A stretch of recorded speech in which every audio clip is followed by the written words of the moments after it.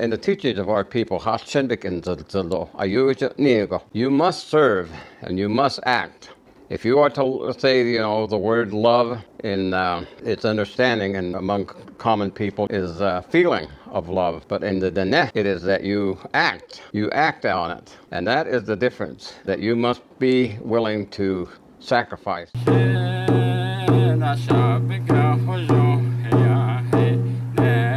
Among the Dene, there are some teachings in that are really quite interesting in a way that we can understand it in the world today. Our people had to go a lot of different places to find employment in the early days.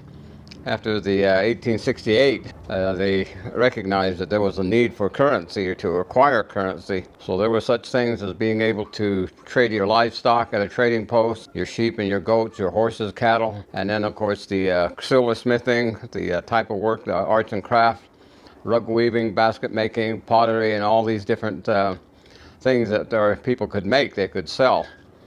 And they would acquire currency. But a lot of things that needed to be purchased back in those days, of course, was done through the barter system and at the trading posts and so on. But as the years progressed, it became more necessary for our people to acquire more money, currency. And so they had to travel, of course, in many cases to distant places and different areas to acquire those funds. And so one of the early types of work that I remember, even my father, my mother and that, was a migrant working. And that was to go to other places down in the Phoenix area, off into California and up into Oregon, Washington, and even then Idaho, Wyoming, some of these places where they had to work in the fields or in the orchards and help harvest various crops. And so they had to migrate to get to those places, and it was a difficult thing. Sometimes they would leave us at home, being tended by our relatives and that while my mother and father were gone. And other times our family might go, a few members of the family might go with our parents and be with them while they were working out in the fields. Such experience required being away from the homeland or being off of the reservation. But I remember, the real teaching that comes from that particular sacrifice is that when you have a family, when you have acquired children and you begin to raise a family, the one thing that we are taught is that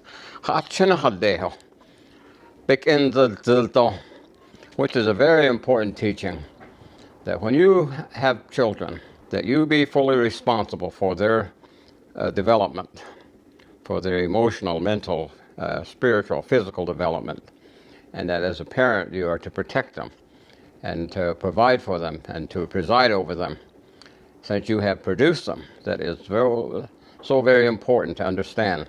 And so the word love, as in some of the previous presentation, we talked about love in a way that you become a person that has great admiration and respect for a person.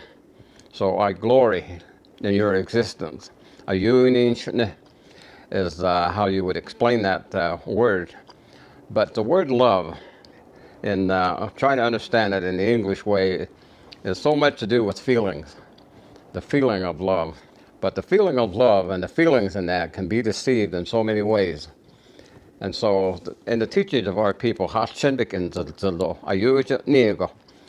to say that you must serve and you must act. If you are to say, the word love in its understanding and among the people, common people, you might say, is feeling of love. But in the Dene, it is that you act on it. And that is the difference in the way that our people understand love, is that you must be willing to sacrifice and actually be involved in acquiring the things that will feed them, the things that will instruct them, the things that will help them to grow and develop. That is the idea of the word for family, when you are serving them. I know that the last person I talked to that had a large family, and that he would work on the railroad. Sometimes he would go clear down into Texas and off into the East Coast and up into the coal country of the North. And he would work for several months. Sometimes he was gone for almost a whole year working on the railroad. And during that time period, they had no telephones. They had very few roads on the reservation. They had no way to communicate with them. And back in those days, the only way that most people communicated was by letter. And most of the Navajo people and that didn't know how to read or how to write. And so if you wanted to have a letter sent home or something, you probably approached someone that could write, and then they would write word for you and send to your family. When your family got that letter, they'd have to have someone tell them what it said, what was written. And so it was communication was very poor. And so these people would work, as I remember being told, and they would then come home. And they would land in some border town like in Gallup or Flagstaff or some of these large communities in Farmington and some of those areas after they had been working away from home. And from there they would either get out on the road and have a sack of groceries and that they had purchased, and plus the money that they had earned, and then they would hitchhike. But other times they had bus routes and that would go near the reservation. Back then they had trailways and continental bus lines, and they would catch the bus out as close as they could possibly get to their home, and sometimes as far away as 20 miles from the main paved road where the buses had their route.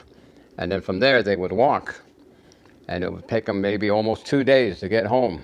And this was the sacrifice that they were willing to make, and that they were willing to feed their children and to take care of them and to do the things that was necessary, and that to them was love. It's so very important to understand. So the idea of just feelings and that, but it is to be of service to your family, to be of service to your loved ones, to be of service to your people, and to be of service to all types of people. As you say that you love them, you must serve them and take care of them. And those are the things that we are told.